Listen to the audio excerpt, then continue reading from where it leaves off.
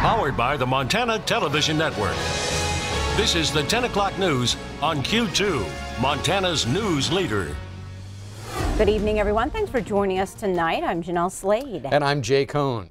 The 3 Billings police officers disciplined for having sex on city property are now identified, and 1 resigns. All 3 officers released their own names through letters and attorneys just 1 day before a court order would have revealed their identities. This revelation comes the morning after a Yellowstone County judge says the names should be made public. Q2's Asia Gore has been following this story and brings us those details. Asia. A Billings police officer with a lengthy disciplinary record was the first to admit Tuesday he had sex with a civilian city employee. Officer Paul LaMantia, a 9-year department veteran, disclosed his involvement in a letter read on a Hot 1019 radio show. An attorney for one of the other 2 officers later told MTN News LaMantia had sex with the woman in the City Hall building while off duty. He said in the letter, quote, "There is no excuse for my impulsive, ill-advised actions, and my decision to do so has caused harm to my family, friends, and department." LaMantia was previously investigated in 2015 for assaulting a Laurel officer, disciplined in 2012 for taking a transient couple to the outskirts of town midwinter, and sued by a man injured by LaMantia during a 2012 foot chase. The Billings city attorney tells us LaMantia officially resigned last week. He declined an interview, but says he is focused on finding employment to support his son. Hours after LaMantia's disclosure, the 2 other officers released their names through their attorneys. Officer Clint Anglin, hired in 2010, and Officer Matt Edwards, employed since 2012, admit to the misconduct. Anglin and Edwards both had sex while on duty, one incident taking place in City Hall, the other in a police car.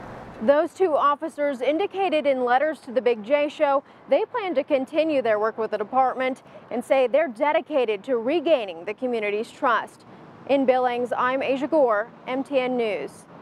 All right, thanks, Asia. Now, the woman the 3 men had sex with was fired from the department earlier this year after she admitted stealing drugs from police evidence, but she has not yet been charged. Now, because the officers volunteered their identities today, the judge who's overseeing the case lifted the seal on the documents and went on to quash the restraining order against the city. A former secretary of the Montana High School Rodeo Association now charged with embezzling more than $38,000. Alicia Lappy charged with 1 count of theft by embezzlement in Beaverhead County. Lappy started to work for the association in March 2015, but was let go in December of last year. Court documents state Lappy wrote several checks to herself and made several debits to the account without approval. Lappy admitted to authorities she used the checks to pay off 2 separate loans and buy things for her family. 2 fatal crashes in eastern Montana this week have left 3 people dead. The most recent crash happened in Bighorn County around 11 o'clock Monday night. 2 young girls ages 6 and 12 were killed in the crash that occurred on U.S. Highway 12 between Busby and Lame Deer. The Montana Highway Patrol tells us a 15-year-old male was driving an SUV carrying 6 people when he drifted off the road. The SUV then struck a culvert and rolled, ejecting 3 passengers.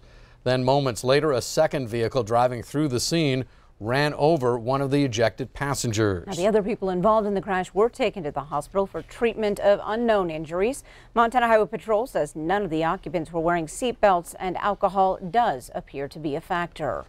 2 environmental groups and 3 landowners filed suit in federal court today to try to block 287 new oil and gas leases in Montana. The Montana Environmental Information Center and Wild Earth Guardians allege the BLM failed to account for potential groundwater contamination and climate change when it leased some 150,000 acres of public land back in December and March. The leases in question involve more than 98,000 acres in the Tongue River Valley of southeastern Montana. Also included 46,000 acres near Livingston, the Beartooth foothills, as well as public land near the Missouri River Breaks National Monument. The suit questions the BLM's environmental analysis, which the plaintiffs describe as, quote, a head in the sand approach. By failing to quantify the greenhouse gas emissions that will result from allowing those areas to be drilled and fracked, the suit alleges the sales are illegal and unacceptable. BLM officials could not be reached for comment today by MTN News. but the agency did tell other media outlets it does not comment on pending legislation. Montana Republican Senator Steve Daines and Democratic Senator Elizabeth Warren are reaching across the aisle to fight gambling addiction among service members. Now, the proposed bill, the Gambling Addiction Prevention Act, would require the Department of Defense to begin tracking gambling disorders in its health assessments. The DoD would also develop policies and programs to prevent and treat gambling problems. The National Council on Problem Gambling says an estimated 56,000 active duty service members may meet the criteria for a gambling disorder. President Trump's upcoming summit with North Korean leader Kim Jong-un could be in jeopardy. Just hours before leaders from North and South Korea were set to resume talks, a new development. Mola Lenghi has the latest from the White House.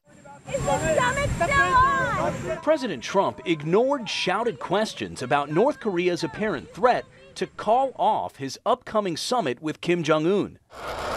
The surprise declaration was in response to combined South Korean and U.S. military drills, exercises the Pentagon calls routine and purely defensive in nature. They're exercises that are legal, they're planned well in advance. North Korea maintains the drills are a rehearsal for invasion and a provocation. After abruptly canceling high-level talks with South Korea scheduled for Wednesday, the North warned the U.S. would also have to carefully deliberate the fate of the planned U.S. summit. President Trump and Kim are due to meet in Singapore on June 12th to discuss possibly denuclearizing the Korean peninsula. Despite Tuesday's warning, State Department spokesperson Heather Nauert says the historic event is still on. We are operating under the idea and the notion that the president's meeting is going forward with Chairman Kim next month. Just last week, the president praised Kim for releasing 3 American detainees in the run-up to the meeting. Kim Jong-un did a great service to himself, to his country, by doing this. The White House says the U.S. is examining North Korea's comments and continues to coordinate closely with allies. Mola Lenghi, CBS News, the White House.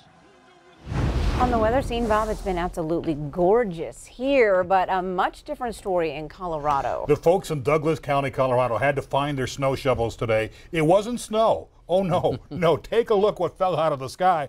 It looks beautiful, right? It was hail. A lot of hail. In some cases, 4, 5, even 6 inches of hail fell in parts of Douglas County, Colorado. You can see there now. Fortunately, there was no reports of any severe damage. A couple little dimple sails, and that's about it. It's on the cars, but you notice it was very slushy. It was all hail, and also reports of some problems with flowers. That's what we were told. Anyway, they're looking for things to get a little bit better the next couple of days. And our weather, we're looking for some shower. We're going to try and move in. We'll chat more about that in a few more minutes. All right. Thanks so much, Bob. Still to come on tonight's 10 o'clock news, the stories told on your grandmother's couch may be of more value than the couch itself. Find out how. Plus, later, you may not know it, but you've potentially helped a Montana business while supporting your favorite band. And in sports tonight, Scott shows us who has the lead in your State B and C golf tournaments. You're watching MTN News with Jay Cohn and Jeanelle Slade. Storm Tracker weather with Bob McGuire. And sports with Scott Green. This is the 10 o'clock news on Q2, Montana's news leader.